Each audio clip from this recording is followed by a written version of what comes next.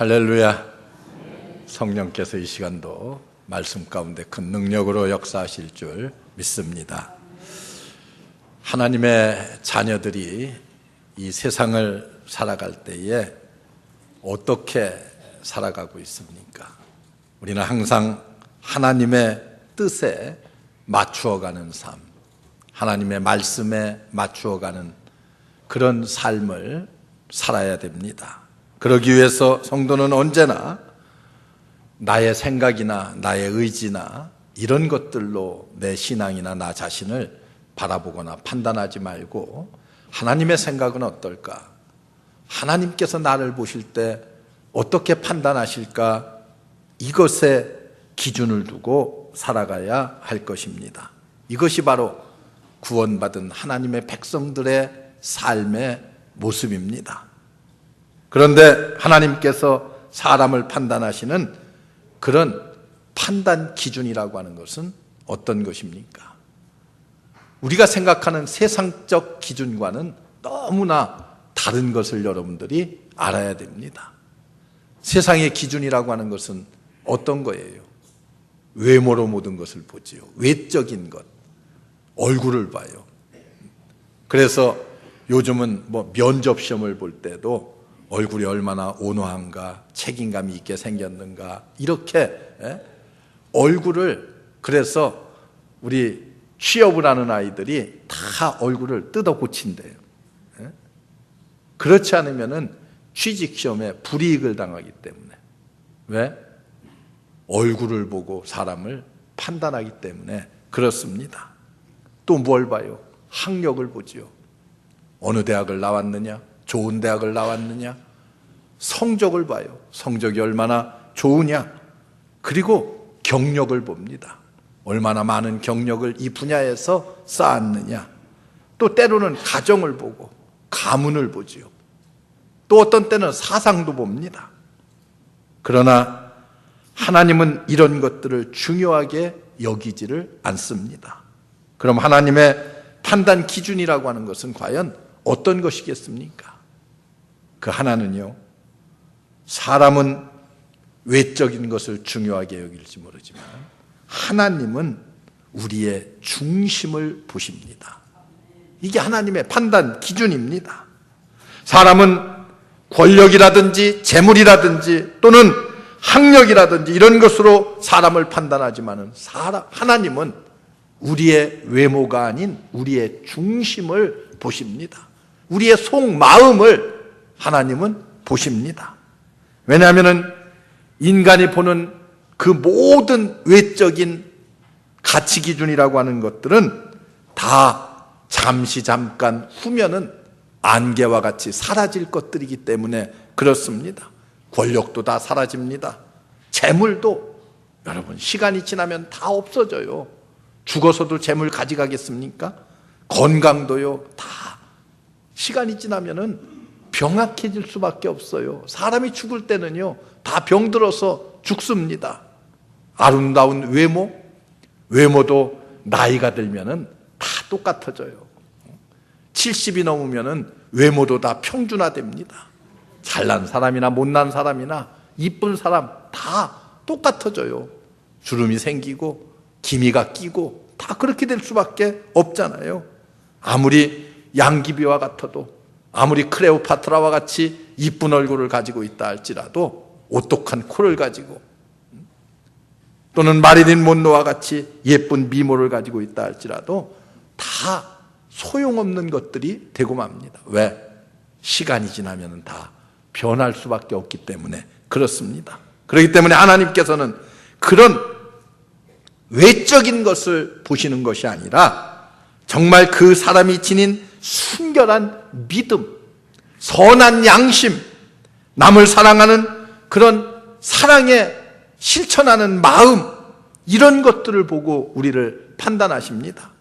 우리의 믿음 얼마나 순결한가, 순수한가, 이론적이지 않고 재지 않고 순결한 믿음을 가지고 있는가를 보십니다. 우리의 선한 양심, 요즘은 양심이 화인 맞았다는 표현들을 많이 씁니다.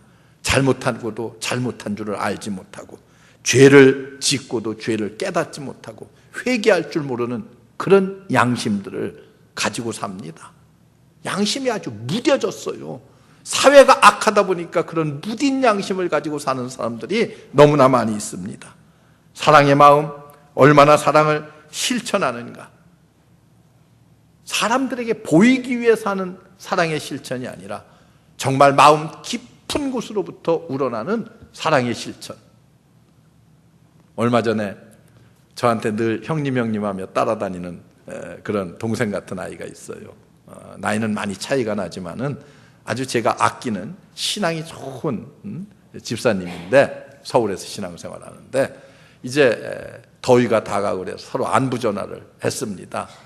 안부 전화를 이렇게 하는 가운데 그래 지난 여름 휴가도 잘 지내고 제가 그렇게 물었어요.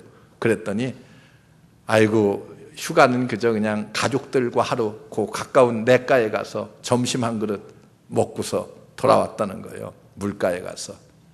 그러면서 하는 소리가 뭐 흉어물 없이 속 얘기를 하니까 휴가비 68만 원인가를 받았는데 그거 그냥 몽땅 안 쓰고 70만 원어치 그 양로원에 나이가 많이 드신 분들한테 기저귀가 많이 필요하다고 그래요.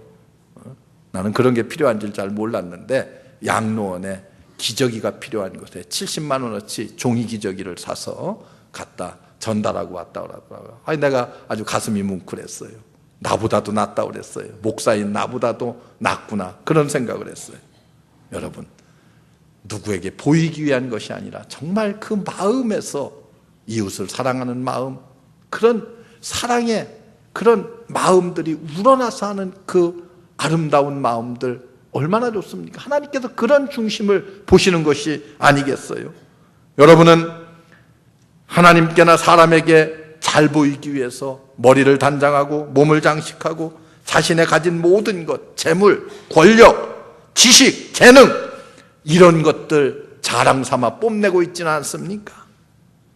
또한 사람을 볼 때에 외적인 면면을 보고 사람을 평가하고 있지는 않습니까?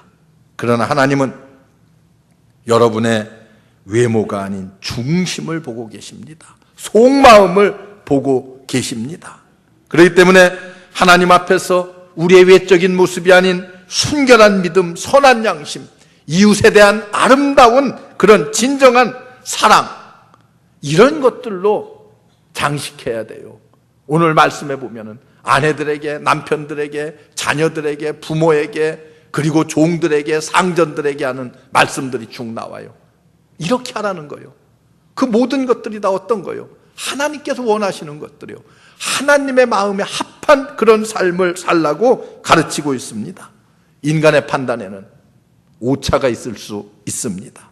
그러나 하나님의 판단에는 실수가 없습니다.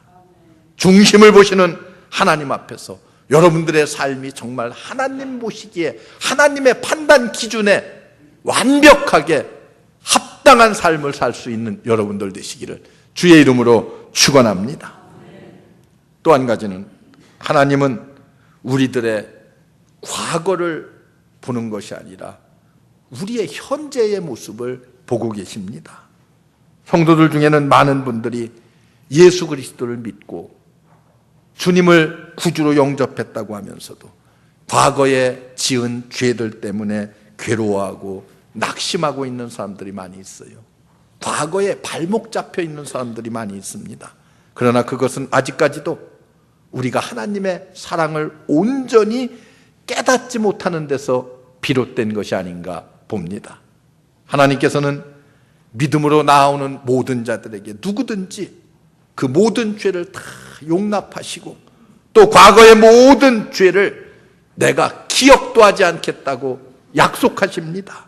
하나님은 과거의 죄가 문제가 되는 것이 아니라 지금 구원받은 성도로서 얼마나 은혜 생활을 하며 성령의 감동을 따라서 살고 있는가 하는 합당한 삶을, 하나님의 뜻에 합당한 삶을 사는가, 이것을 하나님께서 보신다고 하는 것을 알아야 됩니다.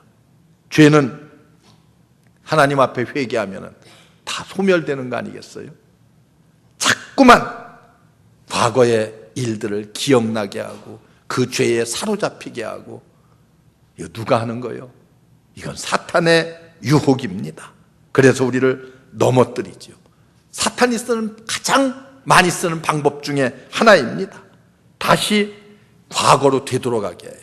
과거에 제약된 상태로 되돌아가게 합니다. 야, 내까지 과거에 그렇게 험하게 살던 놈이 예수 믿고 또 이렇게 깨끗하게 산다고 그러냐. 자꾸만 이렇게 충동을 하죠. 그래서 우리를 과거로 회귀하게 합니다. 그러나 여러분, 분명히 알아둘 것이 있어요. 예수 그리스도 영접하는 순간 우리는 하나님의 자녀가 되었습니다. 구원을 받았어요. 누가 물어도 자신 있게 나는 구원받은 하나님의 자녀입니다 대답할 수가 있어야 돼. 이런 확신이 없으니까 뭐가 생겨나요? 구원파가 생겨나죠. 네? 구원받았습니까? 어사미사에 글쎄요. 그러면은 그냥 낚인 거예요, 이미. 예? 여러분 어떻습니까? 구원받은 성도로서의 아름다운 삶은요, 구원의 확신이 있어야 돼요.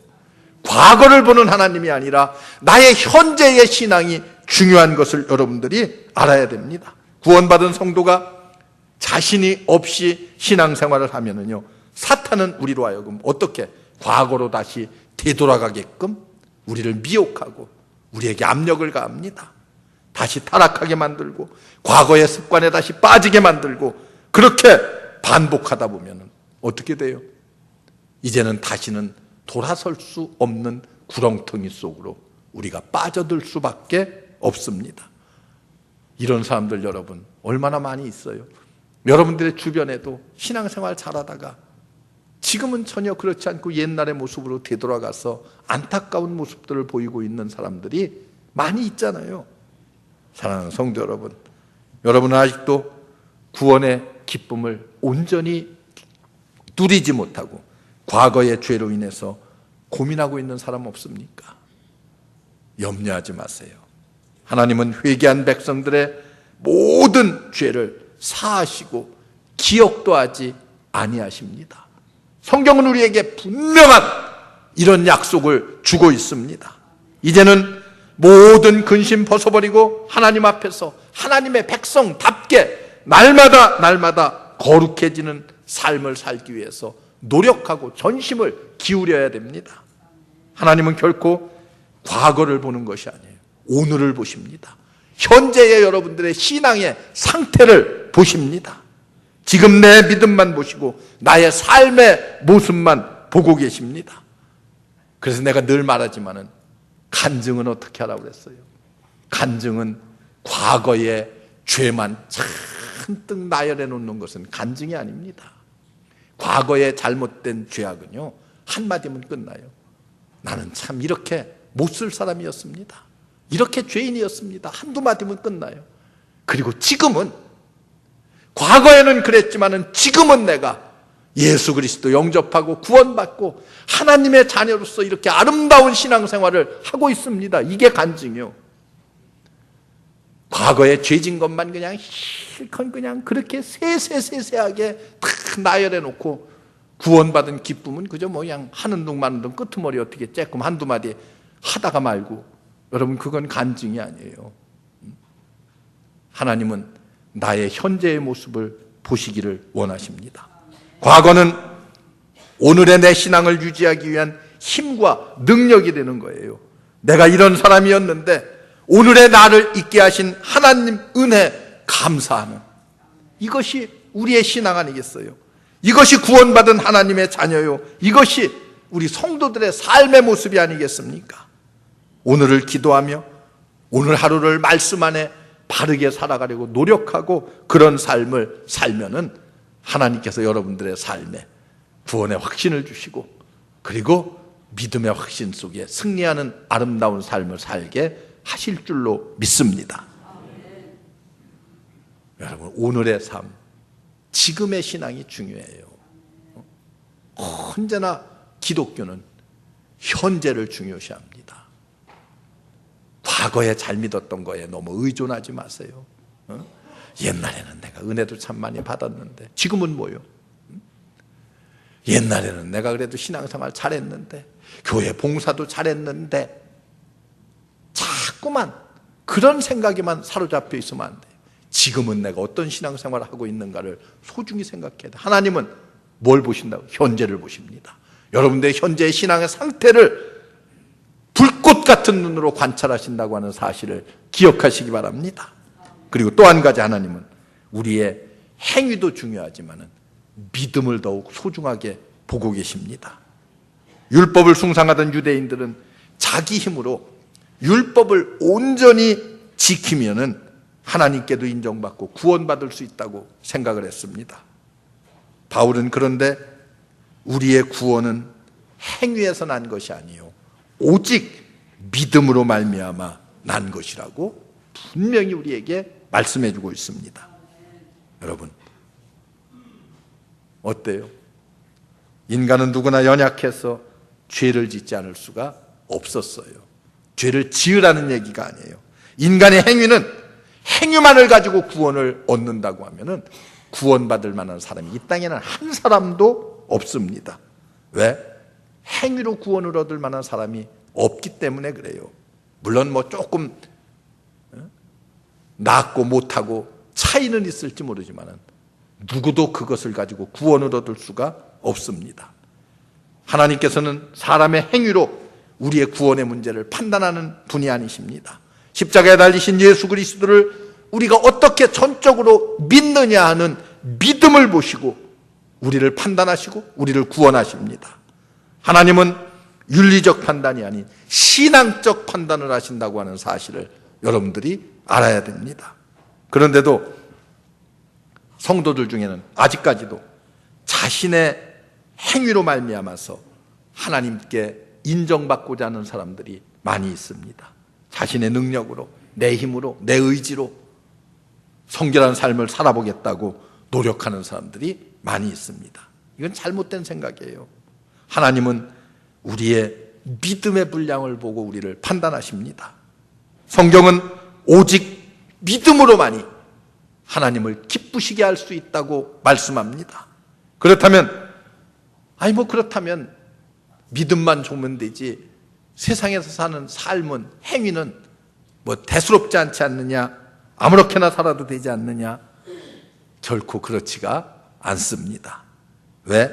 믿음으로 구원받은 하나님의 백성들은 뭘 선물로 주셔? 하나님께서 성령을 선물로 주십니다. 우리가 성령으로 충만해야 될 이유가 있어요.